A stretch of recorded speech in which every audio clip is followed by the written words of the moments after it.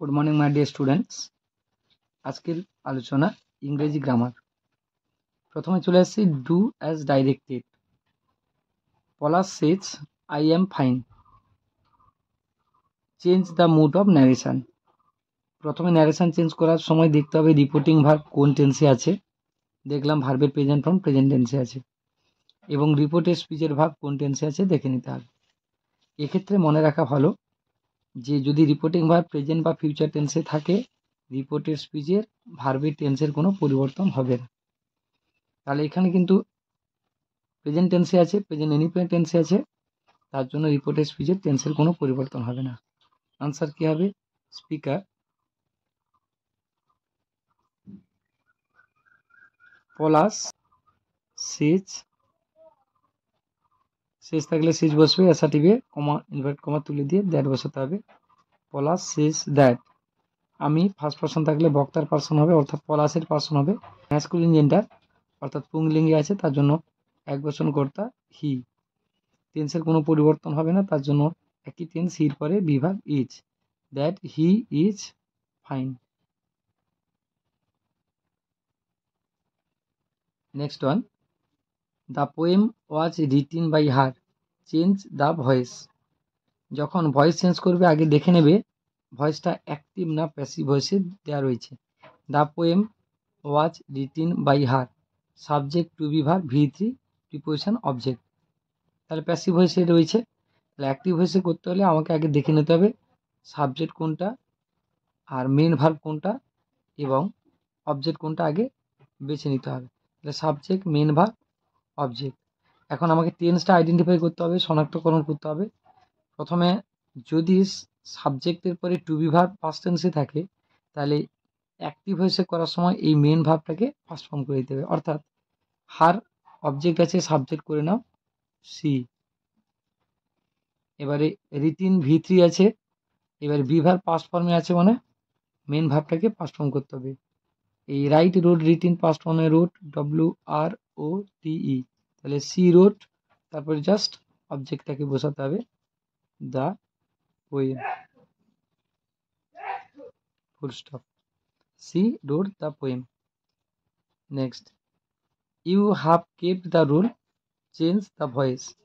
এখানে ভয়েস চেঞ্জে দেখো আগে ভয়েস চেঞ্জ করার সময় খেয়াল রাখবে সাবজেক্ট মেন ভার্ব অবজেক্ট দেখবে এবং অবশ্যই খেয়াল রাখবে টেন্সটা। এখানে প্রেজেন্ট পারফেক্ট টেন্সে আছে সাবজেক্ট হ্যাভেজ ভি3। তাহলে এখানে প্যাসিভ ভয়েসে যখন যাব অবজেক্টটাকে সাবজেক্ট করব the rule,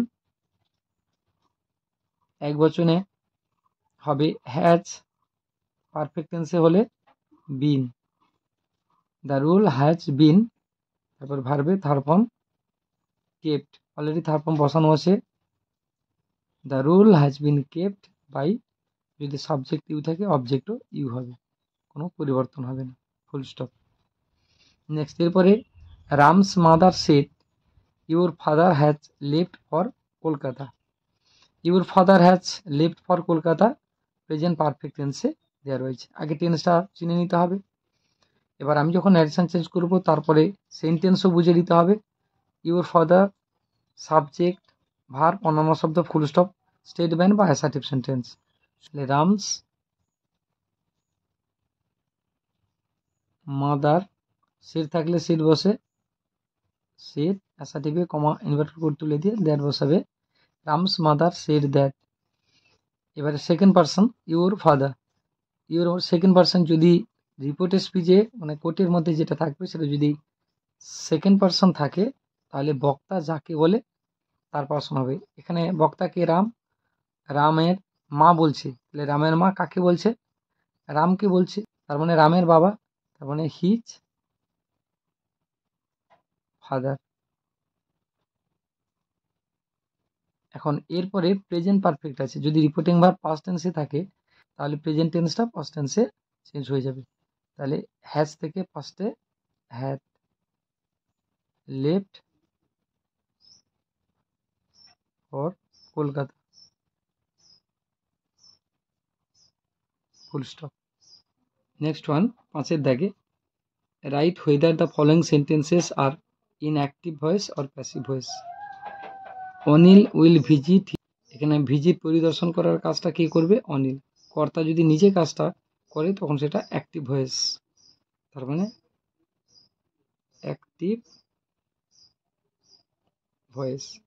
next, the project will have been finished by the students, future perfect টেন্সের প্যাসিভ ভয়েস। এখানে এই যে প্রজেক্টটা সম্পূর্ণ করা হবে সেটা কার দ্বারা? ছাত্রছাত্রীদের দ্বারা। যদি কর্মের দ্বারা কাজটা সম্পূর্ণ করা হয় তখন সেটা passive voice.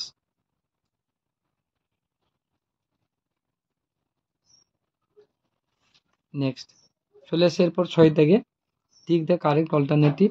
I will B watch am in class 10 next year. তোমরা টেন্স নির্ণয় করার জন্য সবসময় অবশ্যই অ্যাডভার্বের উপর গুরুত্ব দেবে।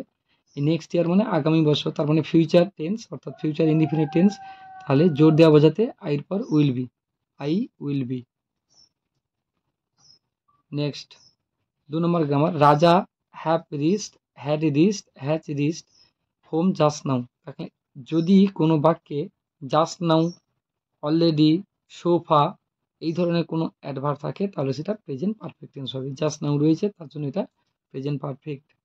এবারে রাজু এক বচনের পরে তো হ্যাভ রিচড হয় না, তার জন্য এক বচনের পরে ভার্ব হচ্ছে হ্যাজ, তাহলে হ্যাজ রিচড সঠিক উত্তর, তাহলে শিখতে পারবে।